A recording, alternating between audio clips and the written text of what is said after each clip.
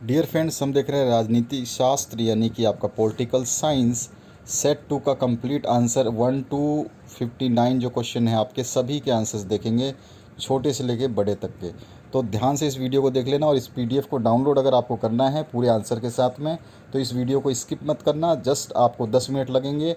10 minute के अंदर अंदर ये पूरा वीडियो कंप्लीट देख लेना और जो आंसर आपको दिख रहे हैं ऐसे के ऐसे टिक लगे हुए आंसर, आपको पूरे के पूरे आंसर जो आपके बड़े आंसर है वो सारे के सारे आंसर्स आपको इसी तरह से इस पीडीएफ फाइल में मिल जाएंगे, जैसा कि हमारे चैनल पे प्रोवाइड किया जाता है। तो चलिए स्टार्ट करते हैं और इस क्वेश्चन को ध्यान से पढ़ लेना। चलिए स्टार्ट करते हैं पहले क्वेश्चन से। आपने ऑलरेडी मैंने इसका एमसीक्यूज़ का क्वेश्चन पेपर जो है बहुत पहले सॉल्व कर दिया था, आपने देख भी रखा होगा, लेकिन मैं फटाफट आपका टाइम वेस्ट ना करते हुए क्वेश्चन दिखाते हुए आंसर्स को एक बार आपको बता देता हूँ, तो आपका टाइम बिल्कुल कम लूँगा। चलिए स्टार्ट करते हैं। पहले क्वेश्चन से आपका वर्सा पैक्ट कब हुआ था, तो ये 1955 में हुआ था। उसके बाद में पहला गुट निरपेक्ष सम्मेलन कब हुआ था, तो 1961 में हुआ था। इसका आंसर हो गया आपका। नेक्स्ट जो थर्ड क्वेश्चन है, इसमें आपका जो आंसर होगा वो हो जाएगा, इसमें सोवियत संघ के विभाजन के बाद रूस का प्रथम निर्वाचित राष्ट्रपति कौन था, यस्लिस्टीन जो है ये थे। और उसके बाद में आपका चौथा जो क्वेश्चन है, यूरोपीय आर्थिक सहयोग संगठन की स्थापना जो है सन 1957 में हुई थी। उसके बाद में कौन आसियान का सदस्य नहीं है, तो श्रीलंका जो है आसियान का सदस्य नहीं है। इसके आगे बढ़ते हैं नेक्स्ट क्वेश्चन पे। निम्न में से कौन सी पार्टी नई राजनीति का प्रतिनिधित्व करने का दावा करती है, तो बीजेपी भारतीय जनता पार्टी जो है दावा करती है। अगला सातवां जो क्वेश्चन है, हरित क्रांति का संबंध किससे है, तो स्वामी नाथन से है। उसके बाद में राष्ट्र निर्माण की चुनौती क्या है, तो इसमें आपका कोई भी नहीं है, ना तो भाषा है, ना सरकार है, ना संविधान है।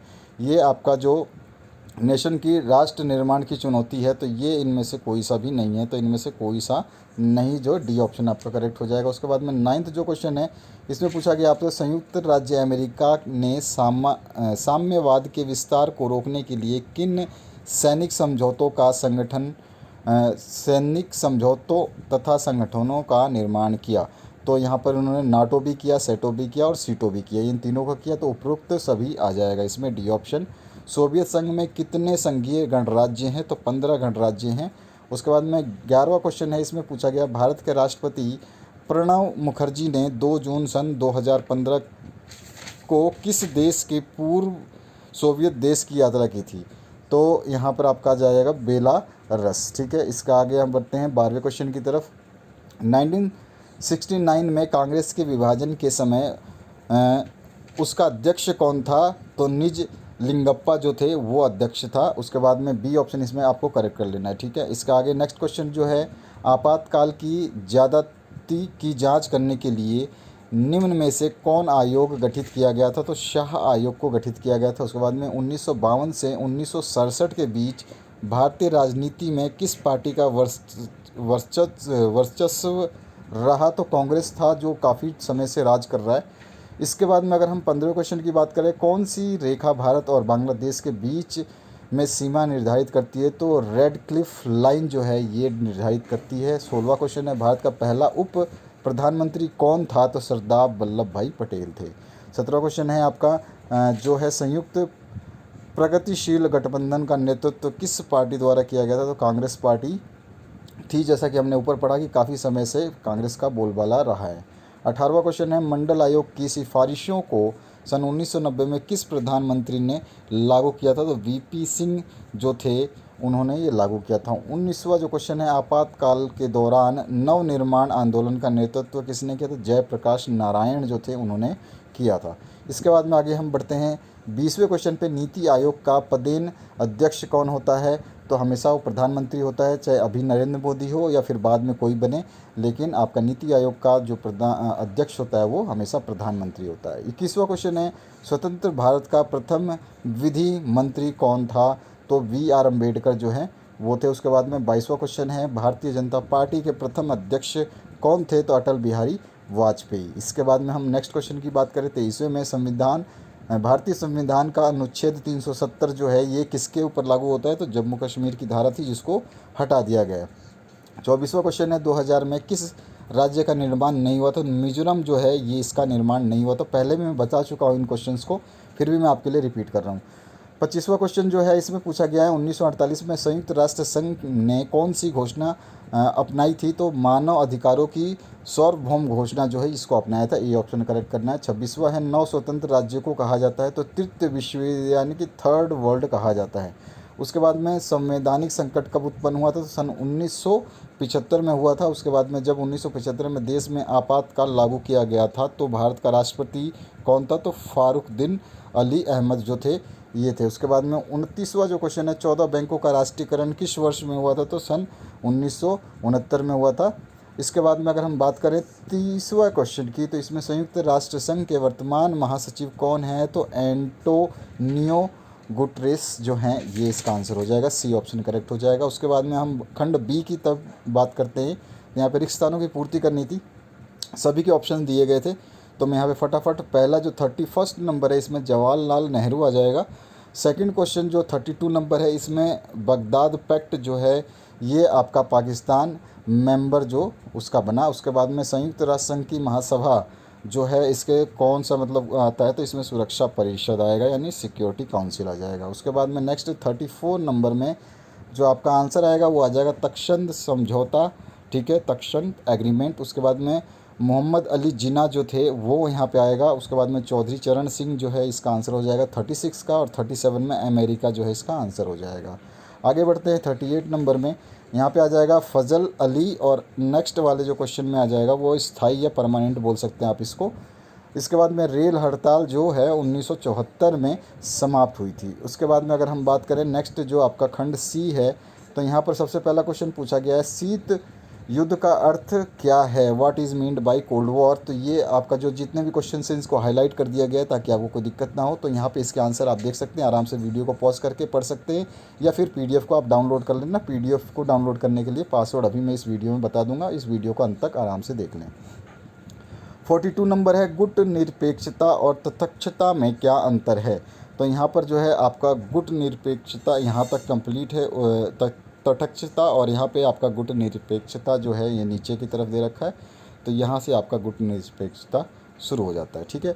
इसके बाद में शीत युद्ध काल में पश्चिमी और पूर्वी गठबंधन में क्या क्या नाम थे? तो यहाँ पर जो क्वेश्चन है इसका जो हमें बताना है, तो यहाँ पे वर्सा पैक्ट और पूर्वी देशों के सैन्य गठबंधन था जिसका नेतृत्व जो है सोवियत संघ कर रहा था, और पश्चिमी देशों में जो नाटो सैन्य गुट बनाया गया था जिसका नेतृत्व जो है संयुक्त राष्ट्र अमेरिका कर रहा था, ठीक है। इसके बाद में 44वां जो क्वेश्चन है किस देश को वर्चस्व की स्थिति प्राप्त है? क्या वर्चस्व स्थायी है? तो ये तो परमानेंट नहीं हो सकता ना।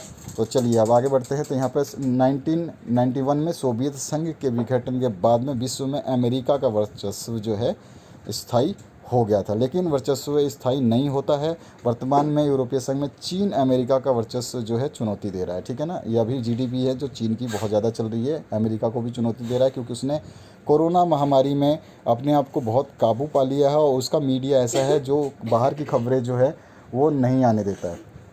अगर बात करें हम नेक्स्ट क्वेश्चन की, 46 जो है 45 जो है एक ध्रुवीय विश्व से आप क्या समझते हैं ये बताना है।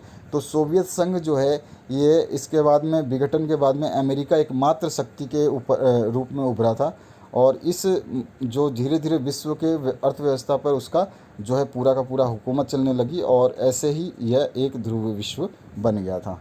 उसके बाद में 46 है भारतीय प्रधानमंत्री नरेंद्र मोदी ने सितंबर 2016 में किस स्थान पर और किस भारत आसियान शिखर सम्मेलन में भाग लिया था? ये उसको बताना है आपको। तो इसका आंसर यहाँ पे आप देख सकते हैं, बिल्कुल क्लियरली आपके सामने है। उसके बाद में 47 है श्रीलंका में जातीय संघर्ष से आप क्या समझते हैं? विवेचना आपको करनी है। तो यहाँ पर इसका आंसर आपको दे दिया गया है, आप इसको देख सकते हैं आराम से। 48 नंबर है संयुक्त राष्ट्र संघ के उद्देश्य क्या हैं? ये आपको बताने हैं। तो यहाँ पर आप देखेंगे इसका आंसर 48 का।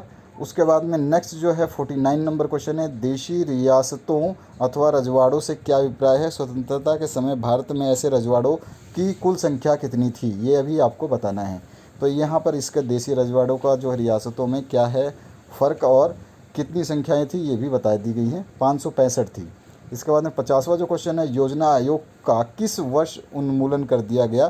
तो यहाँ पर 15 मार्च सन 1950 में जब आप मंत्रिमंडल द्वारा प्रस्तावित जो पारित हुआ था उसके बाद में इसकी योजना थी, लेकिन योजना अध्यक्ष का जो प्रधानमंत्री होता है, ये आपको जैसा बताया तो 13 अगस्त सन 2014 को योजना आयोग को ख़त्म कर दिया गया था। इसकी जगह पे क्या आ गया था, नीति आयोग, जिसके प्रमुख कौन होते हैं, हमेशा प्रधानमंत्री। 51वां क्वेश्चन है, क्यूबा मिसाइल संकट का वर्णन आपको करना है। तो यहाँ पर 51वें क्वेश्चन का आंसर आपके सामने है। तो ये कंप्लीट आपको इसी तरह से देखिए, आराम से लिखना है, हर चीज़ को बढ़िया तरीके से आपको लिखना है। इस पूरे PDF को आप डाउनलोड भी कर सकते हैं। इसी का और पार्ट जो पूछा गया था तो उसको आप देख सकते हैं, प्रीवी पर्स से क्या समझते हैं। तो यहाँ पर आप इसका आंसर देखेंगे तो यहाँ पे लिखा हुआ है इसका पूरा कंप्लीट सॉल्यूशन। इसके बाद में अगर आप इसका PDF पासवर्ड जब डाउनलोड करना चाहते हैं तो इसका 1947 डालेंगे तो आपको ये PDF खुल जाएगा, ठीक है। तो आप इसको डाउनलोड कर सकते हैं, सन 1947। इसके बाद में अगर नेक्स्ट क्वेश्चन की बात करें तो अमेरिकी वर्चस्व से आप क्या समझते हैं। तो ये मैंने अभी आपको ऊपर बता दिया और यहाँ पे भी आप इसको पढ़ सकते हैं। इसके बाद में और ऑप्शन जो इसी का पूछा गया था, विविधता में एकता से आपका क्या तात्पर्य है। तो इसका आंसर आपके सामने है, मैं पढ़ करके आपका टाइम वेस्ट नहीं करूँगा बिल्कुल भी। 53 आपका जो क्वेश्चन है, राष्ट्र निर्माण के नेहरू मॉडल की विवेचना करनी थी। तो नेहरू मॉडल क्या था राष्ट्र निर्माण में, तो यहाँ पे दे दिया गया है। इसके बाद में कांग्रेस के प्रभुत्व से आप क्या समझते हैं। तो यहाँ पर आपका आंसर है, इसका ज़्यादा मैंने ब्रीफ में लिखा, आप इसको देख सकते हैं। इसके बाद में 54 नंबर है, दल बदल की राजनीति का लोकतंत्र पर क्या प्रभाव है। तो आप इसको जितना मर्जी उतना लिख सकते हैं, लेकिन आप जैसा आप इसमें से जितना याद करना चाहें उतना याद करें। काफ़ी चीज़ें जो हैं इसमें आती हैं, तो आपको ज़रूरी नहीं है कि इतना लिखना हो, लेकिन जैसा भी आपको लिखना है तो इनमें से आप याद कर सकते हैं, तो बेटर तरीके से आपको याद हो जाएगा। और इसमें से कुछ भूल जाएंगे तो भी आपको दिक्कत नहीं होगी, क्योंकि बड़ा लिखा गया है, ठीक है। और आगे बढ़ते हैं नेक्स्ट क्वेश्चन की तरफ। ये पूरा का पूरा क्वेश्चन थोड़ा सा लेंदी टाइप में दे दिया, लेकिन अगर आप पढ़ेंगे तो आपको मज़ा आएगा। इसके और पार्ट में पूछा गया था, प्रतिबद्ध नौकरीशाही क्या है और 1970 के दशक में किस संदर्भ में इसकी धारणा का उदय हुआ। तो यहाँ पर आपके सामने इसका आंसर है। इसके बाद में अगर हम बात करते हैं 55 नंबर क्वेश्चन की, भारतीय संविधान में पिछड़े वर्गों के लिए क्या प्रावधान है, यानी कि बैकवर्ड क्लास के लिए क्या प्रावधान है। तो यहाँ पर काफ़ी चीज़ें जो है उनके लिए हैं, यहाँ पे आप देख सकते हैं, उनके बारे में लिखा गया है। इसी का और पार्ट जो है यहाँ पूछा गया था, 1967 का गैर कांग्रेसवाद क्या है, मतलब आपको बताना है। तो यहाँ पर इसका भी आंसर आपको कंप्लीट दे दिया गया है। आगे बढ़ते हैं नेक्स्ट क्वेश्चन पे। तो यहाँ पर आपका ई पार्ट जो है, इसमें आपका ई खंड में 56 नंबर क्वेश्चन है, सोवियत प्रणाली क्या थी, इसके दोष क्या थे। तो सबसे पहले आपको इसकी प्रणाली बतानी थी कि क्या है ये, और इसके बाद में आपको इसके दोष जो है, खामियां जो हैं उसको लिखनी थी। तो ये इसके दोष हैं 4, ठीक है। ये 4 दोष हैं, आप 2 भी लिखेंगे तो भी चलेगा, लेकिन आपको याद सारे होने चाहिए। मान लो आप 1-2 भूल गए तो कोई दिक्कत नहीं होगी। और ऑप्शन में आसियान की संरचना और महत्व का वर्णन करना है। तो सबसे पहले आसियान को आपको बताना है, यहाँ पे आसियान को बताया है, यहाँ से लेके कंप्लीट यहाँ तक आसियान के बारे में है। इसके बाद में इसकी जो है आप नीचे देखेंगे तो इसके मुख्य उद्देश्य या महत्व क्या है। तो आप यहाँ पर देख सकते हैं, हर पॉइंट वाइज इसको लिखा गया है कि इसका उद्देश्य क्या है, ये क्या करता है, ठीक है। इस तरह से इसका आंसर है। आगे 7 नंबर में भाषा राष्ट्र निर्माण में एक चुनौती है, इसकी व्याख्या करनी है। तो ऑब्वियस सी बात है, भाषा बहुत बड़ी चीज़ है, क्योंकि आप जो लैंग्वेज बोलते हैं उस लैंग्वेज के अगर आपके साथ में इंसान खड़े हैं तो आप अपने आप को सपोर्टिव महसूस करते हैं। और कल के दिन की आपकी कोई बात हो जाती है किसी से, तो आपके जो भाषा बोलते हैं वो आपका साथ देंगे। तो इस तरह से भाषा बहुत ही इंपॉर्टेंट रोल प्ले करती है। ये इसका आंसर है पूरा का पूरा कंप्लीट, यहाँ पे आप देखेंगे इसमें ये कंप्लीट आंसर है। इसके बाद में अगर हम बात करें इसी का और पार्ट जो था, उसमें पूछा गया था, भारत में लोकतंत्र को स्थापित करने में किन प्रमुख चुनौतियों का सामना करना पड़ा है। तो यहाँ पर कुछ जो चुनौतियाँ हैं जो लोकतंत्र को स्थापित करने में सामना करना पड़ा है, तो आप ये देख सकते हैं। सभी चीज़ों को ध्यान रखना पड़ता है कि कौन कौन सी चीज़ें जो है भारत में हैं, और उसमें लोकतंत्र को जब हम लागू करते हैं तो उस पर कोई इफ़ेक्ट ना आए, ठीक है। ये हो गया। अब आ जाते हैं हम 58 पे, शॉक थेरेपी क्या थी, इसके क्या परिणाम हुए, ये बताना था। तो विश्व बैंक और अंतर्राष्ट्रीय मुद्रा कोष ने शॉक थेरेपी को साम्यवाद पूंजी की ओर संक्रमण का बेहतर तरीका माना। ये वाला है जो इसको आपको कंप्लीट देखना है, कंप्लीट पढ़ना है, ये आपका शॉक थेरेपी में आ जाएगा। इसके बाद में इसी का अथवा पाठ पूछा गया था, 1990 के दशक में भारतीय जनता पार्टी यानी कि बीजेपी का उदय और विकास पर एक लेख लिखना है। तो मैंने इस पर ना बीजेपी के बारे में बहुत कुछ लिख दिया, मतलब जो एक्चुअली में बीजेपी के साथ में जितनी भी घटनाएं हुई थी सन 1980 से, उसके बाद में जब 1951 में कुछ बातें हुई थी वो लिख दी। उसके बाद में 1980 के बाद में हम और भी चीज़ें चले जाएंगे, कौन से किसने क्या कहा था, बहुत कुछ इसमें लिख दिया। जो आप पढ़ेंगे तो आपको पूरी की पूरी बीजेपी की पूरी सच्चाई जो है, यानी कि जो अभी गवर्नमेंट है उसके बारे में सब कुछ आपको पता चल जाएगा कि ये गवर्नमेंट कैसे आई और इसने अभी जो प्रधानमंत्री बने वो कैसे बने। तो इसमें सब कुछ मैंने यहाँ पे लिख दिया है ताकि आपको कोई दिक्कत ना हो, समझ सके। और इसमें से मेन पॉइंट्स जो अभी आपको याद रहते हैं वो आप उसको लिख करके अपने आंसर को कंप्लीट कर सकते हैं। आगे बढ़ते हैं। इसमें 49 नंबर जो क्वेश्चन है, सुरक्षा परिषद के संगठन एवं कार्यों का वर्णन करना है। तो यहाँ पर देख सकते हैं, ये रहा आपके सामने, ये पूरा का पूरा आपका सुरक्षा परिषद के संगठन का और उसके कार्यों का वर्णन किया गया है। यहाँ पे आप आराम से पॉइंट टू पॉइंट देख सकते हैं, सब कुछ आपके सामने है। इसके बाद में इसी का और लास्ट क्वेश्चन जो था ये पूछा गया है, अथवा में किन कारणों से 1969 में कांग्रेस पार्टी विभाजित हुई, व्याख्या करनी है। तो ये रहा इसका विभाजन का प्रमुख जो रीज़न थे वो इसमें दे दिए गए हैं, तो आप देख सकते हैं। और इसके जो पॉइंट थे विभाजन के वो यहाँ पर आपके सामने नीचे की तरफ लिखे गए हैं। तो ये पूरा सॉल्यूशन जो आपने अभी देखा, इसको आप PDF फॉर्म में डाउनलोड कर सकते हैं। पासवर्ड ऑलरेडी बता चुका हूँ, बस शेयर करते रहिए और पढ़ते रहिए। एग्ज़ाम आपके हो ना हो उसके लिए चिंता करने की बिल्कुल भी ज़रूरत नहीं है।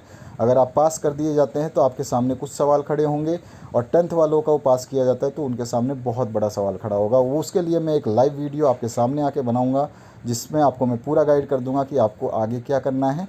चाहे आप 10th में हो या 12th में हो, कोई फ़र्क नहीं पड़ेगा। आपको गाइड मैं आपको कंप्लीट करूंगा ताकि आपको कोई दिक्कत ना रहे। तो आशा करता हूँ इस वीडियो से आपको थोड़ी संतुष्टि मिली होगी कि आपको फुल सॉल्यूशन मिल रहा है, और आपके दूसरे सब्जेक्ट्स भी डाल दिए गए हैं। आप प्लेलिस्ट में जाकर के डिस्क्रिप्शन बॉक्स में सारे सब्जेक्ट्स को डाउनलोड कर सकते हैं, और जो विषय वहाँ पे अवेलेबल नहीं है फुल सॉल्यूशन के साथ में वो भी अवेलेबल करा दिया जाएगा। विदिन 2 to 3 डेज़ में सारे वीडियोज़ अपलोड कर दिए जाएंगे।